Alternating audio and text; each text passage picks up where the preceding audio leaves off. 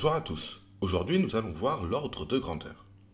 Pour obtenir un ordre de grandeur du résultat d'une opération, on va changer un ou plusieurs termes de l'opération par des valeurs proches de manière à obtenir une opération plus simple, une opération qu'on pourrait calculer presque de tête.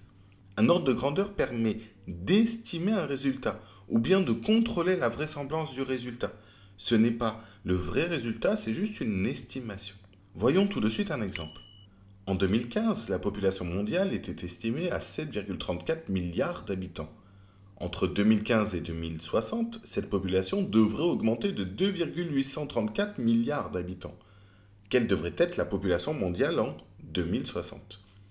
On devrait calculer 7,34 plus 2,834, soit environ 7 plus 3. 7,34 c'est proche de 7 et 2,834 c'est proche de 3. 7 plus 3 ça fait 10, alors la population mondiale devrait être d'environ 10 milliards d'habitants en 2060. Voyons un autre exemple. La population mondiale, estimée à 0,458 milliards d'habitants en 1500, avait été multipliée par 3,956 en 1920. Quelle était alors la population mondiale en 1920? Il faut donc calculer 0,458 fois 3,956. 0,458, on va le remplacer par 0,5, 3,956 par 4, 0,5 fois 4, ça fait 2.